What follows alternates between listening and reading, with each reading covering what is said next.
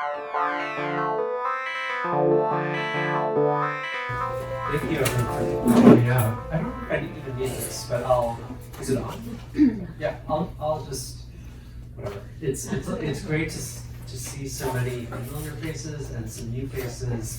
I feel like all phases of my life are here. My cousin Jane is here. Some of the Koreans from Buffalo that I grew up with are here. My friend Ron from college, my believer college. It's great. My author Lisa, from when I was a book editor. Some of my wife's friends, got some psychoanalysts in the house.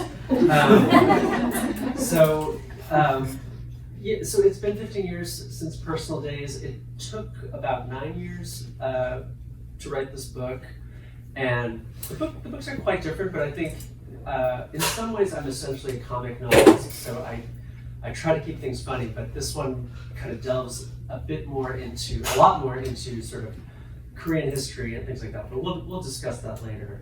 I guess I just want to say so there are 3 threads through the book, and Lisa's read it, so you can correct me if I'm not giving a good representation, but one of them is kind of in the first person, sort of present day-ish, and then the other one is historical. I'll just leave it like that for now, and the third one kind of goes between them. So when I read from the book, I can give you a sense of one of the threads, but to read from all 3 would be a little too much. But I thought I would just start with something from the third thread, and it comes about 3/5 of the way into the book. And what do you need to know? So it takes place in 2009, and it features a character who, if you're reading the book from the beginning, we meet her in 2016, and so this is kind of her 7 years earlier, and her name is Daisy O. So you meet her at the beginning, and you kind of like lose track of her a bit, and then you get this whole chapter that's essentially from her perspective.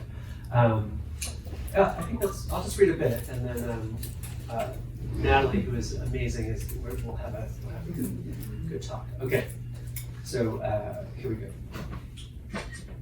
Lay it on me, Days, says Mel. I'm still formulating my thoughts. Daisy O is at a loss. She has scrupulously read Melinda's screenplay, but would have trouble drumming up a précis. Problems commence with the title, When in Rome, implying that the movie will unfold there. But it's just a phrase the characters spout. Most of it is set in the Gowanus neighborhood of Brooklyn. Daisy genuinely likes Mel. They met in freshman bio at Penumbra College when both entertained comical pre-med thoughts. By the 3rd week, they dropped the class, the last science either would take. By senior year, they were housemates in a leaky Victorian off-campus. These days, Daisy doesn't understand her friend's overriding desire to write a screenplay just as people have stopped going to the movies. Somehow, I thought all the characters would end up in Rome, Daisy says. No, it's an expression. It means you follow the custom of wherever you are. I know what it means. When they first met, Melinda confused Daisy with another girl, Nayan, who'd grown up in Seoul. A lot of people mixed them up, and in truth, they did look similar. Even after Nayan shaved her head, though, the confusion remained. Some things weren't worth getting upset about. Part of me thinks there are too many characters, Melinda says of her own work. Daisy nods. There are far too many with names that sound alike. Molly and Sally, Carson and Carter. There's a Rachel and a Rachel AEL. Something Daisy only untangled on a second read. Maybe I should start from scratch, Melinda says. Well, the ending is very strong, Daisy assures her. It's hard to describe exactly. This is true. The end of When in Rome is a speech about artisanal sherry being present for others and the charms of Brooklyn. This monologue is unleashed by a character named Milton? Who? Daisy suspects he's really Molly or Rachel AEL, victim of an abandoned search and replace.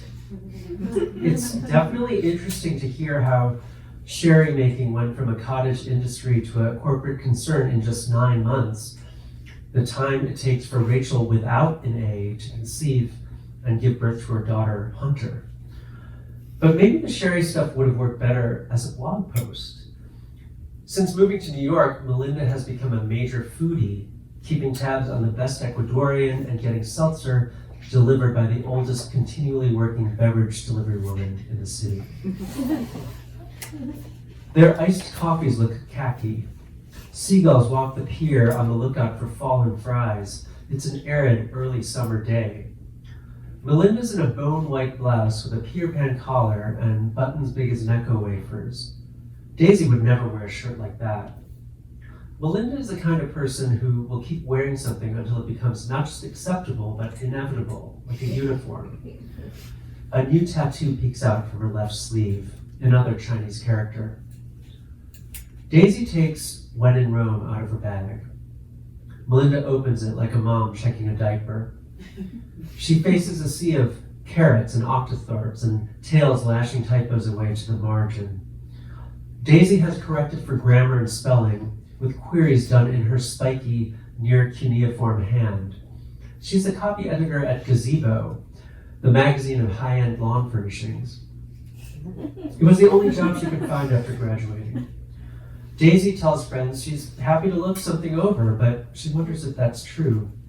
The screenplay is full of mistakes, and she thinks less of Melinda for it. The problem with being a good copy editor is that the world will always be in error.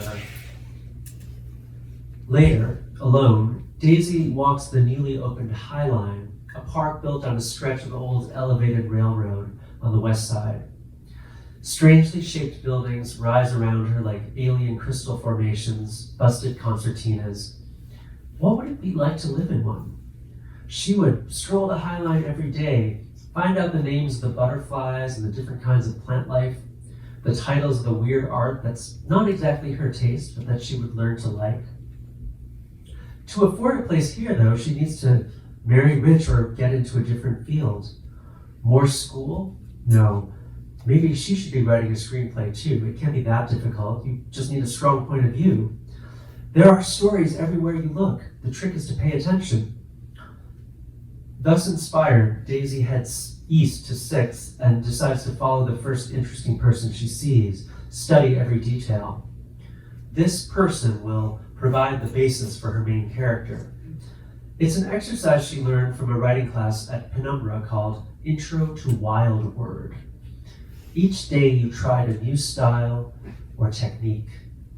The net effect was that it made her not want to be a writer. Waiting to cross 6th Avenue is a Japanese hipster wearing a neck brace. Daisy scribbles down a description on an old Duane Reade receipt.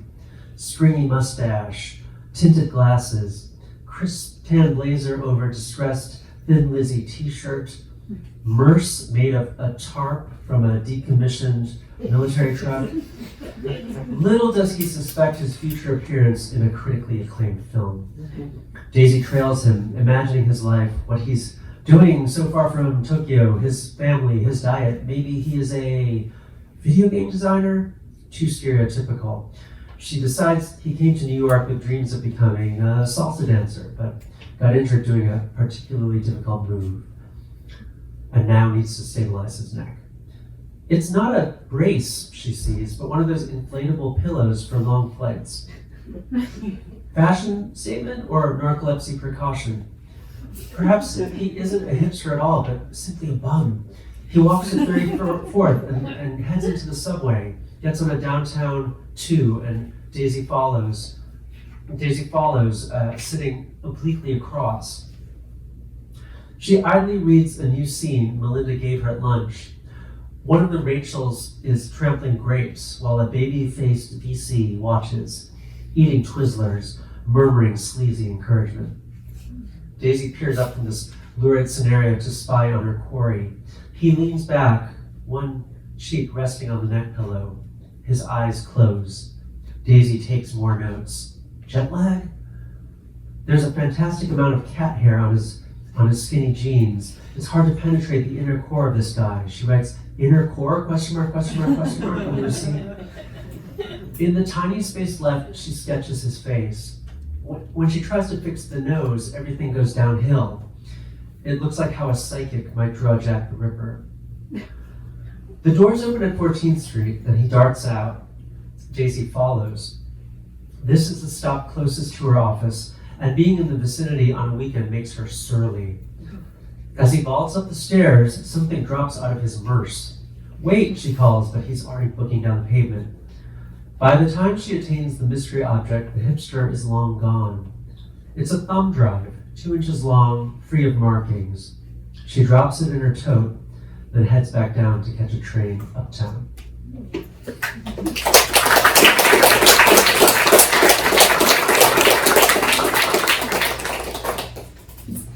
Thank you for that reading, Kevin. I just wanted to start at the beginning because this is such a sprawling book with so many characters, and it was hard for me to actually imagine what your way into it was. And so I'm curious about the genesis of this book, and especially what ideas and maybe obsessions were brewing in your mind when you imagined it. Right. Yeah. Well, sometime had already passed since personal days, and I was writing some stories, and I was like, you gotta write a novel, and so there had been some abandoned projects, like actually quite a few, like maybe at least 2, I would say. But I was getting together just a collection of my stories, and then I remember it pretty clearly. I was all alone, and I had a typewriter, and the stories, like I finished reading the stories, and then I just started writing a scene that was kind of different from the stories and different from personal days. The character was more like me, like I just kind of made him my age and vaguely my background. And it was like a party scene, like a dinner party scene. And I think being alone and being kind of, I didn't know what this was gonna be, but it was almost like amusing myself. And in a way, personal days kind of started that way too. And so I populated this dinner scene with over like 14 characters. And so it was gonna be this big thing at a Korean restaurant in New York. And they were all kind of literati or like Asian American artistes, and some based on fairly common like comic staples, but informed with stuff that I picked up along the way just from having been in that world a bit. It felt like literary satire, and so I kind of kept going, and I was amazed, like this was the longest thing I'd written in like ages. And it was all kind of happening at once. So it was like a 40, 50 page thing. And I gave it to my agent. I was like, I just wrote this, and he's like, this is good. We should, you should. So you get some outside encouragement, and I'm like, yes, that'll be the novel. Anyway, I kept writing it, and it really got sprawling, as you say. And it kind of like the years were going by, and it was all in first person. This kind of Ed Park stand-in, but different for me. Like he worked in tech. He lived upstate a little bit, and parts of it were still good, I thought. But then I kind of lost my way. Like it just kept getting longer.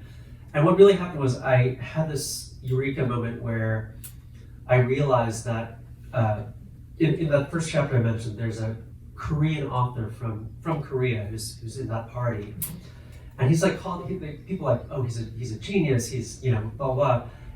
And it's one thing to say that in a book, but then how do you prove that like a writer that you've invented is like a really good writer, and then you have to like be a really good writer? So it's kind of impossible. So I would just like describe his books and like stuff, and then anyway I kind of got into to talk about his obsessions. Like I had this idea that I could write about Korean history in a way that you didn't have to know about Korean history, like the general reader, which in a sense is myself, because I was sort of a bit ignorant about a lot of that material, like modern Korean history. And so it's kind of like the greatest hits. And that also kind of took on a life of its own. But I don't think I realized it was part of the same book. And then I was like, wait, that could be the book that this guy writes. And then it was like, a lot of it was like very technical. I was like, how is this gonna fit in? And I I kind of blew up the earlier draft, the really long one. I just took what I needed, kind of worked these historical sections in, and then the section I just read from was like, I don't even know how to describe it. It's like, I know what it needs. It needs a third section. so that's what that was. But it was a long process. It was like year 7, maybe 6, maybe, when I kind of figured out that. And the first section of the book is that party scene. Is the party scene, that you were talking about. Yeah. I'm curious about the title as well, because Sure. I know that just from conversation with you that it's a Korean phrase, but it's so evocative. And I know it's also the name of a Korean TV show. It is, And I'm just curious what the significance of that phrase is, I guess both to like Korean culture and to you, and why. And it's a phrase that does feature in the novel. Right. It's the name of the novel It's in the the name novel. of that novel within the novel. I just would love to hear you talk about that. Yeah, it's a phrase that my dad had written to me at some point, quite a while ago, and I don't, like, it was an email, I know, but it was so long ago, I can't find it, but that's definitely where I heard it from. And it's actually, in the book, it's a Korean proverb, but it's like a Chinese proverb, but it's a Pan-Asian. So like my in-laws are Taiwanese, like they know the phrase, and essentially, I just think it's such a, I don't even know if I'd call it an axiom, but it's just such a succinct encapsulation of like human relationships in 4 words, right? In Chinese, 4 characters. The very kind of ground level understanding is like, as close as you are to someone, your spouse, say, you don't know what they're thinking. Like, everybody has their own inner life and their own dreams, and that, so for years I thought that would be a great title. And I actually, like 2010, I think I tried writing something along those lines that didn't pan out. But then when I realized that would be the title for the book that I'm working on, and also the book within the book, it also kind of, the good thing about, I hope you guys like the title. Like, good thing about knowing you like a title is that it kind of opens up the fictional world a bit. And I started thinking about how the bed could refer to Korea as a peninsula, as a country. And obviously we know about North and South Korea. Until 1948, this was all one country. Even when it was occupied by the Japanese, it was all kind of like one people.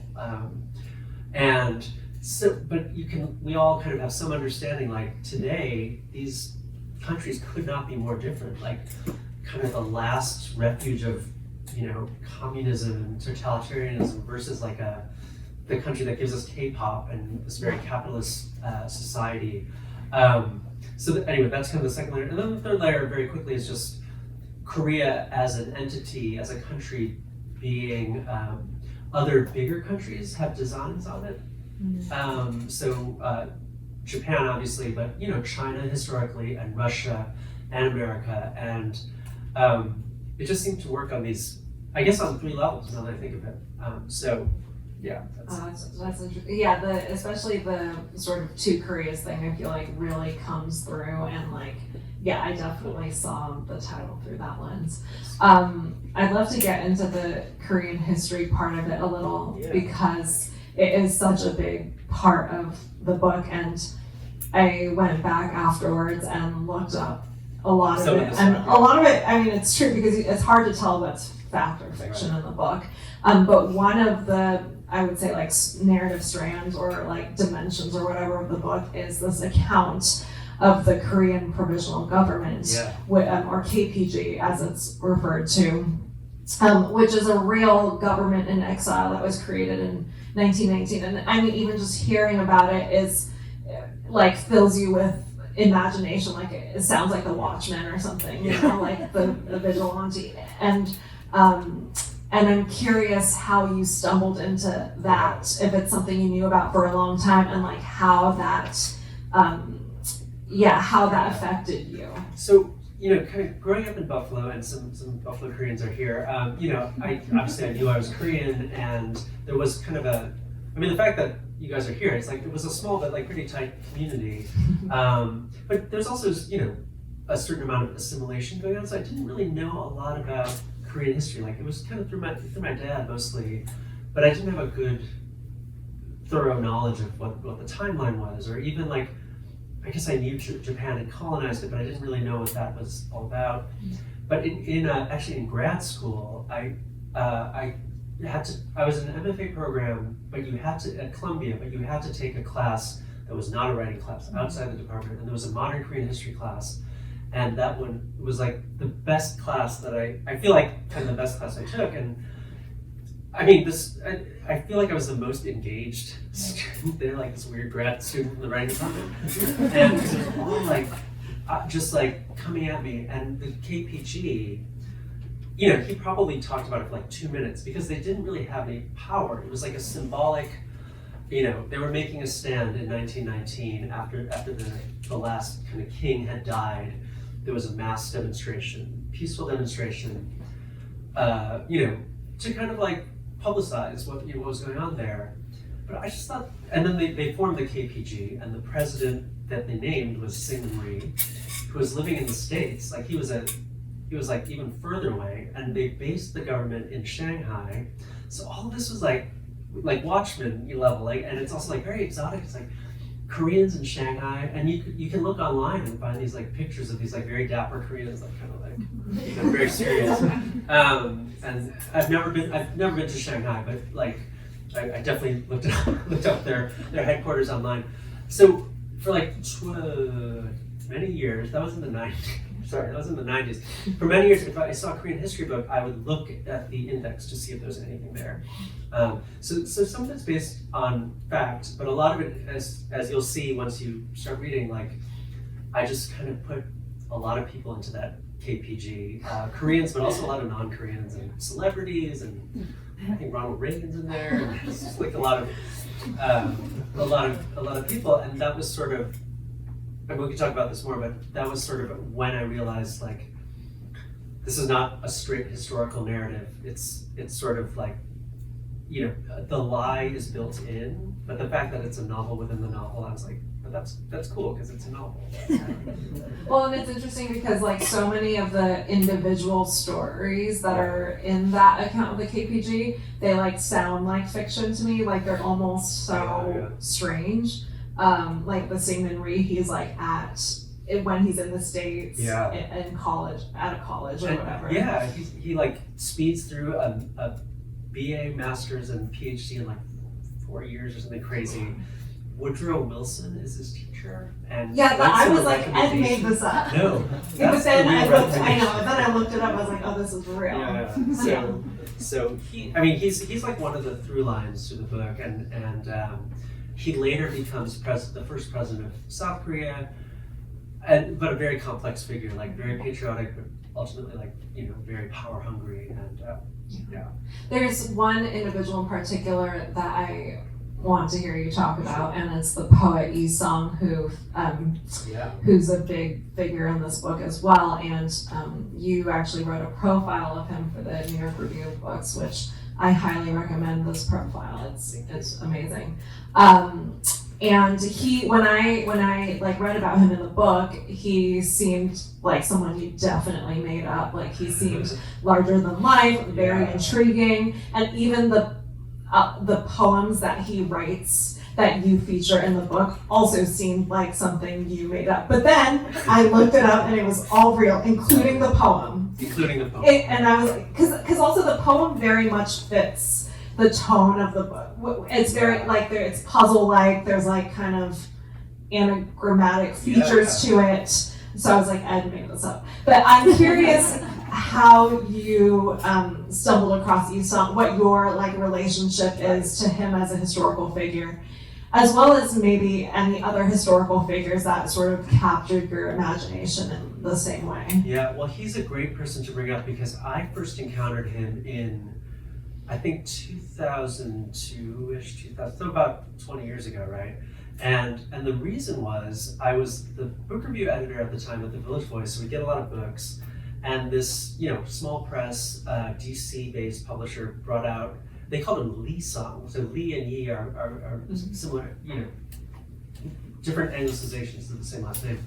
And I had never seen anything like this before. My dad had heard of him. He's like very famous in Korea. There's a Yisang Award that, have any of you read The Vegetarian by Hong Kong?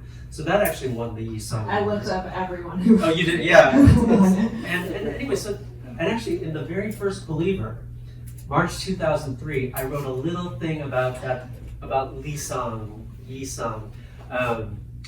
That's so, anyway, it feels like destiny, but I didn't understand him, but I was like, because you kind of think you're in America, your parents came to America, and this is like the modern, this is like everything cool, and but who is this like really modernist, weird poet, tubercular poet, had this like long relationship with it's called a kiseng, kind of like a geisha, but like different. Anyway, just a radical figure. And you mentioned his poems. One of them is and I included it here. It's like a grid of numbers, 0 to 9, with a dot running down the diagonal, but like reversed as if you're looking through a mirror. And the title is Diagnosis, and the patient is Yisang. That's like, what is he talking about? So like poems like that, I didn't know how to read them. But when I started digging into the historical stuff, I was like, this guy's gotta be in the book. And then it was like, what if these poems, like that grid of numbers I told you about, what if that's a code? What if he's in the KPG, and this is like secret communique somehow? So and he does a mysterious trip to Japan toward the end of his life, a very short life.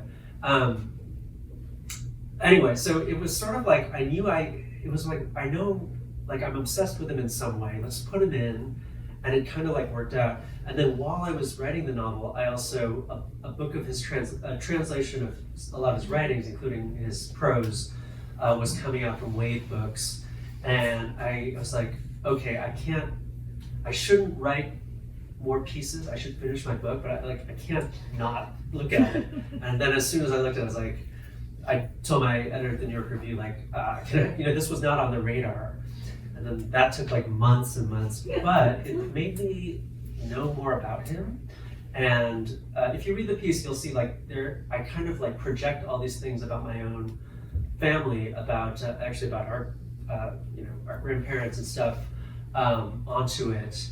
And it turned into a really kind of a weirdly personal piece in some ways. And there's also a connection to the movie Parasite. It has an incredible ending. There's like a twist. There's like a twist. Yeah. Yeah. Like Parasite. Like Parasite. Yeah. In the novel, there's this recurring motif of doubles, Yeah. and you kind of even get that from the title. Yeah. And there's double identities, sort of mirror worlds, pen names, anglicized names, and I'm curious about that motif and sort of what you were trying to explore as you incorporated that motif into the book. Just very quickly, I'll just read like the dreams in this book. There are 5 of them. That was helpful. And they're the kind of the dreams of the Korean provisional government. But I just want to read quickly the first dream. Like it begins. The section title is Metamorphoses. Seo Jae-pil becomes Philip Jason. Lee Sung-man becomes Sigmund Rhee. An Jung-gun becomes Thomas An. Lee Il becomes Earl Lee. Park Young-man becomes Youngmin Park. Lee Myung-bok becomes King Ko-jong. Architect Kim Hye-kyung becomes poet Yi Sang.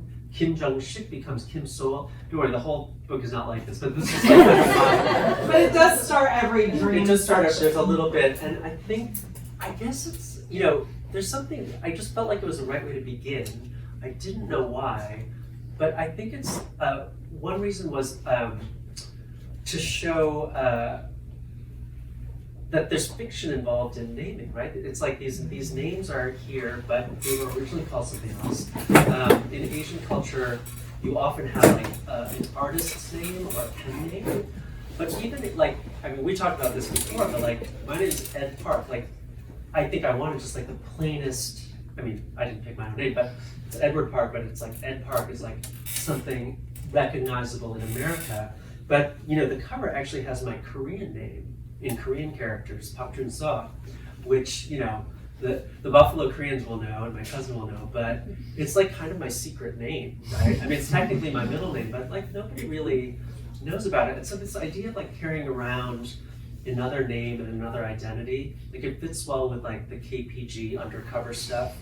But it also became like a useful plot thing. So where I'm talking about somebody, but I'll use their birth name, and then I'll give their pen name, their alias, their in a lot of cases like actors, their stage names. So there should be that like eureka moment. Which I felt a lot of towards the end of the book. But again, it was a thing where I thought you made up all those names, and especially that like dream number 1, those are all real. Those are all real like double names, right. which I thought was interesting. Yeah. I'm curious about, I guess throughout the book, there's also this this overlap between storytelling and games that happens. There's a character, Parker Jotter, who's a Korean veteran. So he is also, I guess he is the main figure of one of the threads. And a sci-fi novel that he writes ends up becoming a video game that is played by, I guess, like the person that is sort of based on you. His daughter plays that video game. Yeah, this video game. Yeah. And so there's like other threads in the book that sort of point at this intersection, and I'm curious how you thought about the overlap between games and storytelling in this. I think just like you kind of spend so long on a project, you start thinking about stuff you're interested in. And you know, I played a fair amount of Dungeons and Dragons as a kid, and I don't play, and I haven't played in a long time, but somehow I still like read, like on Instagram, like I just like looking at this stuff. Like it's just such a nostalgia hit. And I actually got to know this guy who writes, he just came out with a book about it. Like he sort of, he fact checked that there's a chapter where there are game designers in the book, and he kind of fact checked that for me a little. But I think the idea with like a role-playing game, like, you know, D&D being the most famous one, is, you know, there are all these rules and you've got all these weird-looking dice, but it's actually about creating a story, right? And it's an interesting form. It's like a communal story told by, you know, the dungeon master or referee, and the players who are all playing like elves or, you know, wizards and that kind of thing. And yeah, obviously inspired by Tolkien or whatever kind of fantasy world people like, but they're creating this together, and I just find it so fascinating because also the rules come in these rule books that are like, as some of them are as long as novels, and it seems to be like a kind of undiscovered or unappreciated or, you know, under the radar literary form or art. Like it's an art form. Like, I really think it is. So I actually, you know, the hotel I'm staying at is kind of weird little hotel, but it's near this like a gaming store. And, you know, I tried to check in, the door was closed, it was like back in 15 minutes. So I lugged my suitcase to the store, and there were these games that I didn't even know I was looking for, but these like DIY games, and the game designers' names are like on the cover. It's like a book, it's like a chapbook. And it's just like, it's like you have some dice, you can use a deck of cards. One of them, like, you're supposed to get like a Jenga tower, but there's one, it's like you're like an office manager trying to like manage stuff. There are a bunch where you're like Dracula, or like it's like vampires. So like you can kind of take any scenario and like turn it into a game and then tell a story. And so I kind of wanted to do this book a bit, the part you mentioned about science fiction novels becoming a video game, but also there's a chapter that's really about these game designers in the 70s, and they don't want to use they don't want to use they don't want to compare it to Dungeons and Dragons because they're afraid they're going to get sued by TSR, the company that makes it. So, but that was like that was one of the last chapters I wrote, but it was like very, like I felt like it tied it together in a weird way. Yeah. I'm just going to ask a couple more questions, Sure. And then we can turn it over to the audience. I'm curious about this theme of dreams throughout the book, because like you said, one of the narrative threads are these, you call them, I mean, they're titled Dream Number 1, Dream Number 2, Dream Number 3, and those are the accounts of the KPG. Yeah. And so I'm curious about that word. Like, how do you interpret it or define it? Because it does recur a lot. Yeah, I think there's a similarity between, I mean, because I'm using history in those parts, and it's kind of a communal dream of this group, which is based in reality, but like I'm also making it up. And just the idea, like I felt like it gave me that, it fits into the title first of all. So these are the dreams of the title in one sense. But it almost like was a magical word for me. Like it let me invent. I had like a weird dream last night. It was so, I had like a series of dreams, some of them very unsettling, but like the last dream felt like I could never consciously think this up. It was like, anyway, I'll tell you about it later. But what was I gonna say? Oh, the dreams. Oh, the epigraph is from Prince, and I mentioned in 2010 I was trying to do a different, like a book or a story with this title, and I was sitting in a cafe, and 1999 came on, which we've heard hundreds of times, but like maybe it was the sound system, like the clarity of that first line. I was dreaming when I wrote this, forgive me if it goes astray. I was like, that was like such freedom. And then even while I was like writing that first section I told you about, I knew that was the epigraph. So it's such a good epigraph. It's such a great, and perfect for those books. Perfect. Yeah. So the idea of dream, like giving you permission to explore like things you wouldn't. And as you were talking about dreams, you also sort of mentioned the concept of history, I guess, as it relates to dreams. And there is this sense in this book that history is recursive and also hidden and revealed and created and fictionalized. And as you were researching sort of Korean history, I'm curious, did you have any revelations about the nature of history, I guess, that worked its way into this book? Yeah, I think one of the things, so the idea of the KPG, it sort of formed before Korea is split. But, I read, and I've been reading, for years, anything about Korea, like if there's an article, I'll read it, I buy too many books about it, but like, as I was narrowing it down for this book, I would read books that were, North Korean propaganda, right? And then I would read books that were, like a hagiography of Syngman Rhee. And it's sort of like, so what is history, right? It's just in this specific case of this specific country, you've got two, often like completely contradictory visions. And I thought, so that phrase, what is history, begins the book, and it kind of recurs throughout. And I guess I don't have a pat answer, but I feel like in writing the book, there's a reason why unconsciously I put it at the beginning. It's because like this book was gonna right, it is the first line. It is literally the first line, yeah.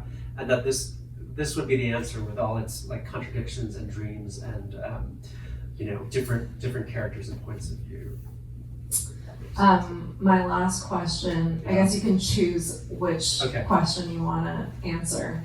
Either what was the most fun part of the book to write? And I ask that because there's so many different parts. I think I'm supposed to say it's like a funny book. That's what I realized I'm supposed to say, just like in general, like I haven't been saying that. It's actually like, well, it's like sprawling and funny. Like you build a lot of humor into yeah. It's a funny sprawl.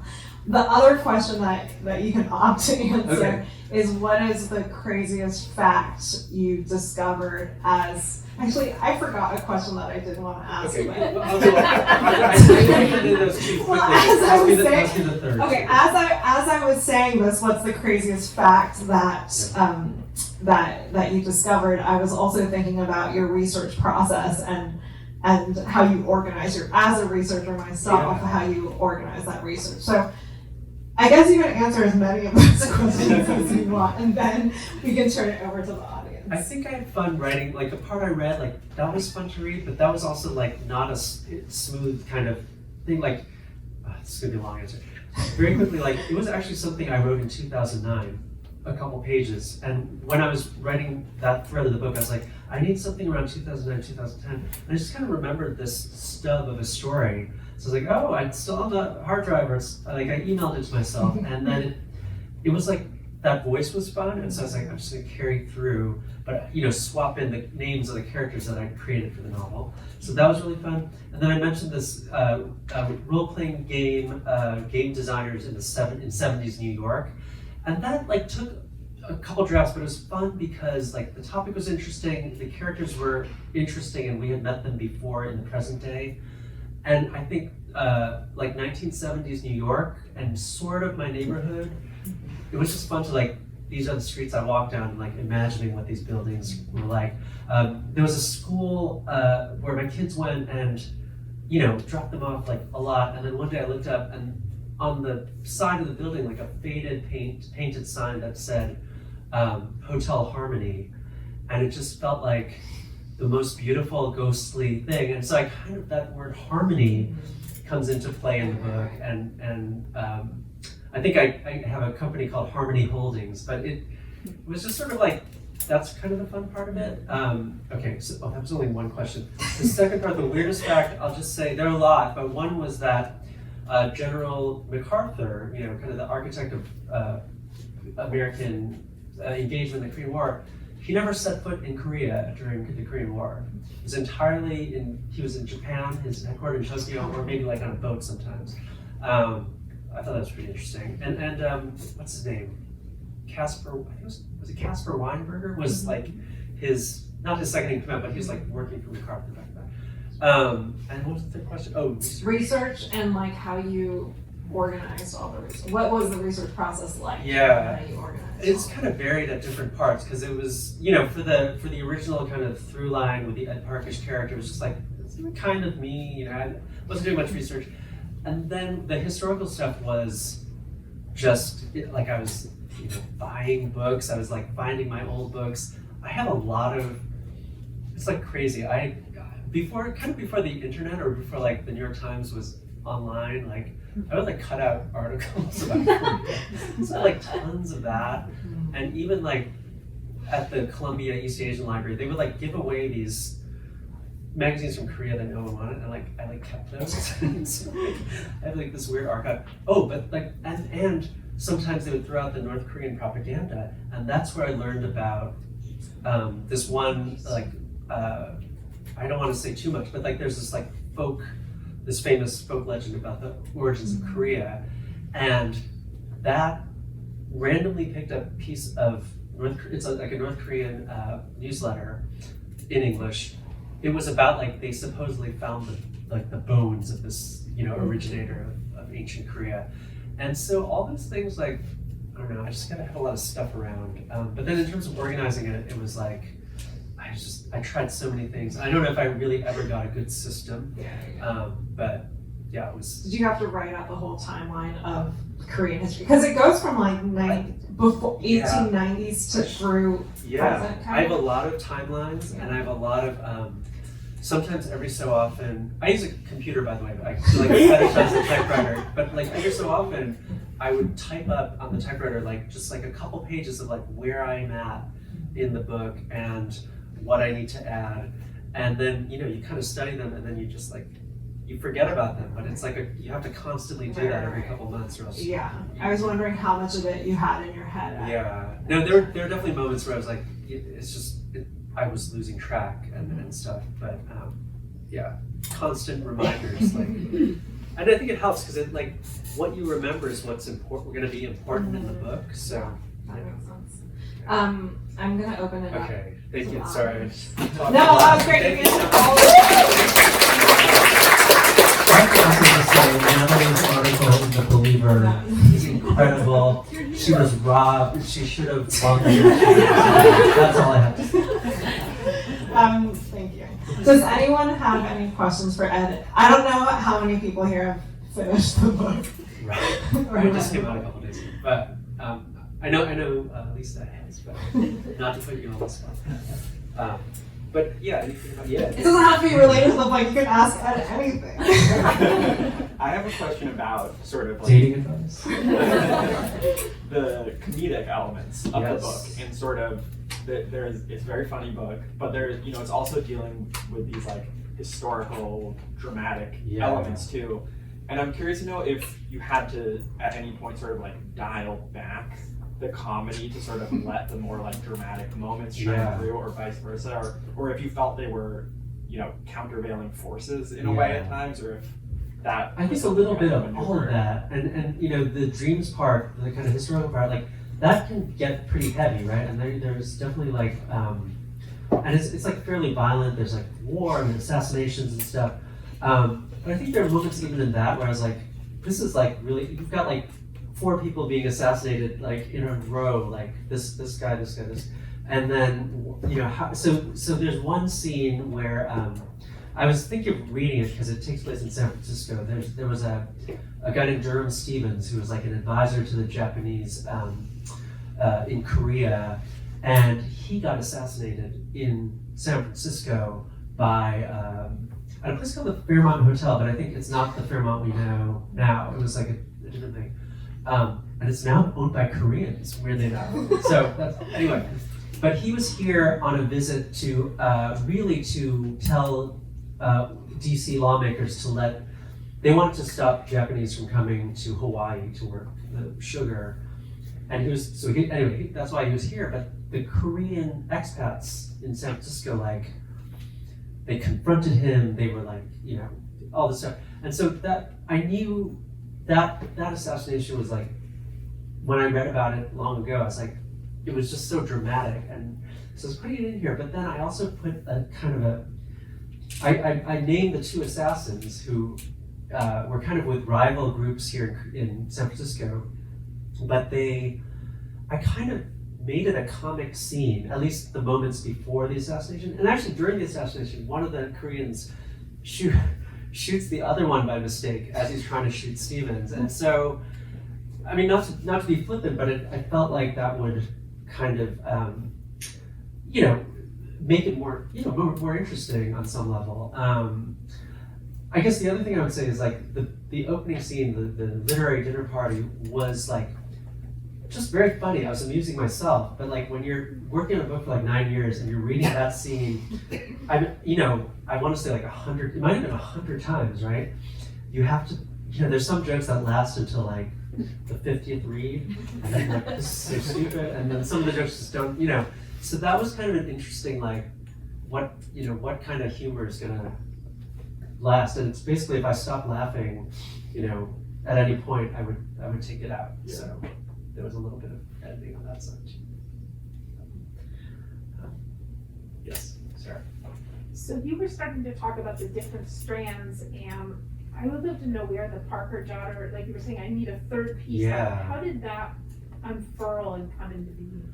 So Parker Jotter, I don't have a great answer for it, but it just seemed like I had the kind of present day thing, these elaborate historical dreams, and they were like kind of working together, but I realized I kind of needed other characters. I needed to kind of connect that first person, his name is Soon Sheen, but I've been calling him, I don't know, the Ed Parkian character. Like how is he related to Korea? How is he we know he's reading this book within a book, but like, and how is it that he is from Buffalo?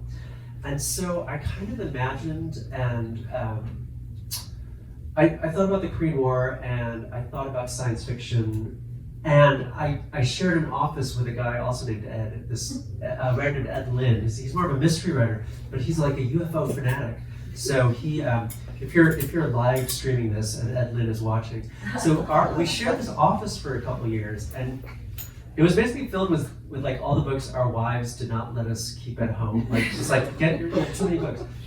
And his were like 50% like UFOs. Like he would be ordering like UFO books, and we were never there at the same time. It's like a small office. And one day I was in there, and there was like a pamphlet, and it was like basically unidentified aerial objects during the Korean War. And I was like, what? I'm ready about the Korean War. And so that kind of was a big ingredient. And then it sort of just kind of came together. And then the trick was like, so Parker Jotter was going to be a Korean War vet, African American from Buffalo, who runs an appliance electronics store that his father had started. And that was kind of a job that a lot of Philip K. Dick characters had. But my twist would be that he would actually be writing science fiction and would be publishing it. And so it's sort of it came from various directions. And then, but I knew it was the right thing to do, and I knew that he would intersect with, I would say more about like a Korean character who would be significant. And he was kind of also the thread back into the Korean War, like he's a POW, and that was something I was interested in, and so that's kind of how that happened. That's a good question that I'm not good at answering it. Thank you. Yes. I haven't read the book yet. Yes. But obviously There are many Australian scenes. Pardon me? There are many scenes set in Australia. No, I'm just kidding. But no, my question is clearly, Korea is a major. Well, it is about Korea. So, Yeah. Are you intending to publish? Is it published there? It's not my call. Like, I'm kind of like, publish me. But I think the Korean publishing model is like, it's pretty different. Like, even, books by a lot of Korean American authors that are critically acclaimed here, they don't generally get translated. I mean, they're interested in like kind of the bigger fiction bestsellers and like how to get your kid into Harvard Business School, like that kind of thing. Like if you go to the books, that's literally the translations are like soothing and that. But I think Pachinko was recently translated there. But that that's an amazingly successful book. But I think it's so it's not my call. I know people have been pitched there, but that would obviously be incredible. So. Yeah. They didn't translate Personal Days either, so I'm not holding my breath. Hey, Ron. Speaking of Personal Days, Yes. that also had sections, and so I'm just curious about your love for the section novel. Was there particular novels that inspired you, or when you decided this one had to be a section novel? Yeah. How do you approach it? The first long scene that I talked about was just like a long scene, so I was like, I'm out of that section mold. I'm like, watch out. But the historical sections, I did break it down rather like Personal Days, now that I think of it, and I even gave it titles. So Personal Days has these sections with like little bite-sized things with like subtitles. And I don't know what that is, but I think it's almost like the idea of writing a big novel is pretty intimidating, and if you can break it down, and even a lot of my short stories are like 10 sections, and I'm actually going back and like taking out the numbers just because it's like paint by numbers, nobody has to see the numbers. But I think it's a way to, we're talking about research and like how do you keep it all in your head, like if I could just do this one page like perfectly, maybe I'll do another, and I think the numbers in the sections help me, so. Hey, Lisa. I was just wondering, during the years you were writing this, Yeah. was the progress steady, or did you hit walls sometimes where you just felt like, you weren't sure you're going to be able to pull it off? Well, progress was steady, and I was like constantly hitting walls. And so I know Lisa because I edited her amazing novel, The Portable Bedouin, while I was at Penguin Press as an editor, and honestly, like. My writers like all inspired me. Like I was like, this is such a great book. I want to kind of reproduce that sort of effect. But I think it might also in some ways have been like intimidating. Like, I mean, how do they do it? How can I do it? And so I was writing very diligently, like all the times I was working as a book editor, and it became like almost like quantity over quality. Like I wrote a lot, and a lot of it was just it's like, oh, this chapter will be about memories of playing hockey, and I would just like go on, and like it wasn't even really connected with the rest of the book, and it reached a point where it was like untenable. Like it just there were too many things that didn't go together, and but I think that's where maybe this wasn't what you're asking, but like my self-editing cap came on, and I was like, if like Lisa submitted this book to you, you would not publish it. Like, so you have to like figure out what's gonna make the book work, right? Oh, so you wrote a lot more material. Yes, Yeah. and I recently found like there's a whole other in a previous version there was like Dream 1, which is linear, and then Dream 2 was gonna be about a character you've met, but like completely different, and it was gonna like contradict the whole, and it was much shorter, so it was like 550 pages and then like 100 pages, and but then the crazy thing is I'm reading this weird little thing I wrote, and it's like it's pretty good, it's pretty readable, it just didn't bring it didn't work with what I had, so and I don't think I can like I don't even know what to do with it. Wait, so do you have a secret novel that someone could discover and then they could publish it in their novel and it would be that would be good. follow-up? Yeah. But I only found like the first half of it. So the first half of the abandoned half, second half. Well, that would be part of the plot. Part of right? that would be that's your first novel. Jane. I haven't That's okay. finished your book yet. Jane has known me since birth. Jane is my cousin. But I've read that it's compared to Pynchon, or it's Pynchon-esque. Could you explain that?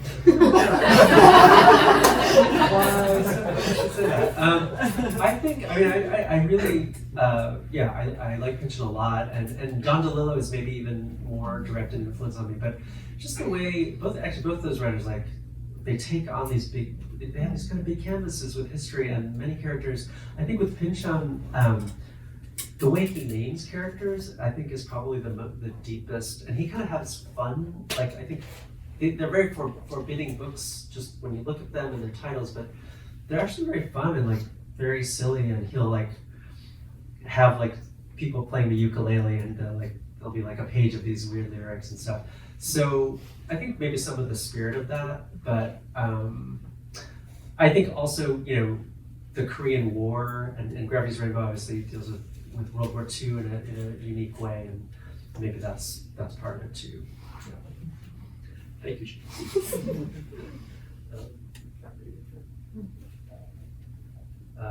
Ask Natalie something. I have no more What was questions. it like being edited by you? Thank you everyone Thank for you, coming. everyone.